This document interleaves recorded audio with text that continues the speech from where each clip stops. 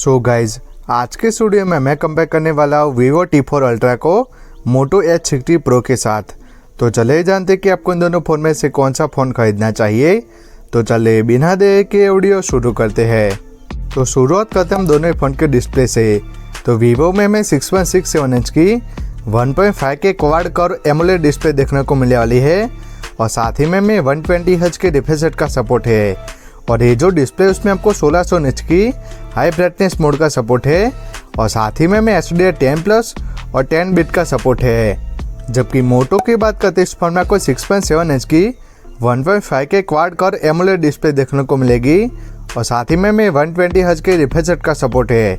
और ये जो डिस्प्ले उसमें आपको 1400 निट्स की हाई ब्राइटनेस मोड और 10 बिट का सपोर्ट है और साथ ही में हमें HDR10+ का सपोर्ट है। तो अगर डिस्प्ले की बात करें तो जो Vivo के डिस्प्ले है वो ज़्यादा कलरफुल डिस्प्ले है और साथ ही में जो Vivo के डिस्प्ले है वो ज़्यादा ब्राइट फील होती है। नेक्स्ट अगर परफॉर्मेंस की बात करें तो Vivo में MediaTek Dimensity 9300+ प्रोसेसर देखने को मिलेगा और साथ ही में हमें LPDDR5 की रैम और UFS 3.1 स्टोरेज सपोर्ट देखने को मिल जाएगा। और ये जो फ़ोन है उसमें आपको 2 मिलियन तक Antutu स्कोर देखने को मिलने वाला है। जबकि गेमिंग की बात करते इस फोन में आपको BGMI 90 FPS पर खेल पाएंगे। जबकि मोटो की बात करते इस फोन में आपको MediaTek Dimensity 8350 प्रोसेसर देखने को मिलेगा और साथ ही में हमें LPDDR5 की रैम और UFS 4 स्टोरेज सपोर्ट देखने को मिल जाएगा और साथ ही में हमें 1.4 मिलियन तक Antutu स्कोर देखने को मिलने वाला है। जबकि गेमिंग की बात करते इस फोन में आपको BGMI 60 FPS पर खेल पाएंगे। तो अगर परफॉर्मेंस की बात करते जो Vivo का फ़ोन है वो ज़्यादा स्मूथ फील होता है और साथ ही में अगर आपको ज़्यादा गेमिंग करनी है तो वो आप Vivo के फ़ोन में बेटर गेमिंग कर पाएंगे। नेक्स्ट अगर ईयर की बात करें तो Vivo में हमें फंटा चॉइस देखने को मिलेगी और साथ ही में हमें 3 साल की मेजर OS अपडेट और 4 साल का सिक्योरिटी अपडेट देखने को मिलने वाला है। जिसमें कि अगर फीचर्स की बात करते हैं इस फोन में आपको circle to search, AI note assistant, AI transcribe, AI call translation, AI eraser, AI cutout और AI फोटो एनहांस जैसे AI फीचर्स देखने को मिलने वाले हैं। जबकि मोटो की बात करते इस फोन में आपको हेलो AI देखने को मिलेगी और साथ ही में हमें 3 साल के मेजर OS अपडेट और 4 साल के सिक्योरिटी अपडेट देखने को मिलने वाले हैं। जबकि फीचर्स की बात करते इस फोन में आपको smart connect, circle to search, magic eraser, update me, tech notes, image studio और AI की जैसे AI फीचर्स देखने को मिलेंगे।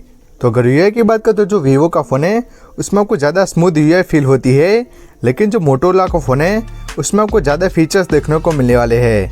नेक्स्ट अगर नेटवर्क की बात करें तो Vivo में हमें Wi-Fi 7, Bluetooth 5.4, multiple 5G band और NFC का सपोर्ट है।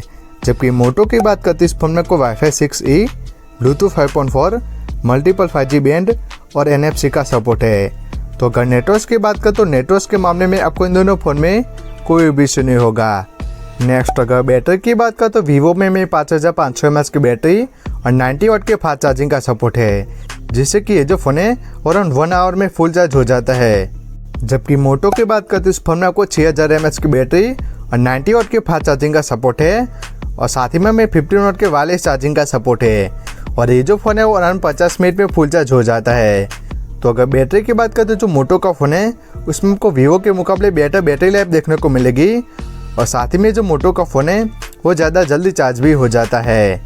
लास्ट अगर कैमरास की बात करें तो Vivo में हमें 50 MB का मेन लेंस विथ OIS, जिसमें कि हमें Sony IMX921 सेंसर देखने को मिलता है और दूसरे 8 MP का अल्ट्रा वाइड लेंस है और तीसरे 50 MB का पेरिस्कोप लेंस है और सामने की तरफ 32 MB का सेल्फी कैमरा देखने को मिलेगा और साथ ही में हम सारे लेंसेज से 4K 60 FPS तक वीडियो रिकॉर्डिंग कर पाएंगे।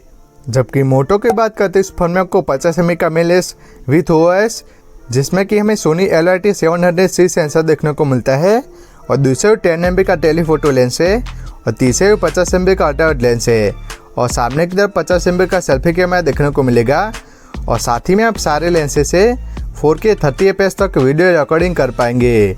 तो अगर कैमरास की बात करते जो Vivo का फ़ोन है उसमें आपको कलरफुल फोटोज़ देखने को मिलेगी और साथ ही में आपको बेटर पोर्ट्रेट फोटोज़ देखने को मिलने वाली है। लेकिन जो मोटोरोला का फ़ोन है उसमें आपको नेचुरल स्क्रीन टोन देखने को मिलेगी। बाकी वीडियोज़ की बात करते जो Vivo का फ़ोन है उसमें आपको बेटर वीडियोज़ देखने को मिलने वाली है।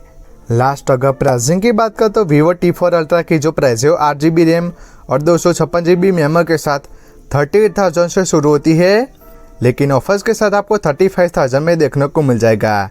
जबकि मोटो H60 प्रो की बात कर तो 8GB रैम और 256GB मेमोरी के साथ 30,000 से शुरू होती है। तो जो मोटो का फ़ोन है वीवो के मुकाबले 5,000 सस्ता है। तो अगर ओवरऑल बात करें तो मेरे हिसाब से जो वीवो का फ़ोन है उसमें आपको बेटर डिस्प्ले, बेटर परफॉर्मेंस और साथ ही में आपको बेटर कैमरा सेटअप देखने को मिलता है। लेकिन जो मोटोरोला का फ़ोन है उसमें आपको स्मूथ यूआई एक्सपीरियंस और साथ ही में आपको बेटर बैटरी लाइफ देखने को मिलेगी। तो अगर ओवरऑल बात करो तो मेरे हिसाब से जो मोटोरोला का फ़ोन है वो अपनी प्राइस के हिसाब से ज़्यादा वैल्यू प्रोवाइड करता है। तो अगर आपका 40,000 तक बजट है तो बेशक आप वीवो T4 अल्ट्रा की तरफ जा सकते हैं। लेकिन जो मोटोरोला का फ़ोन है वो कम बजट में ज़्यादा वैल्यू फॉर मनी स्मार्टफोन है। तो मेरे हिसाब से आपको इन दोनों फ़ोन में से मोटो H60 प्रो की तरफ जाना चाहिए। तो कैसे लगे वीडियो कमेंट्स करके ज़रूर बताएं। Thank you.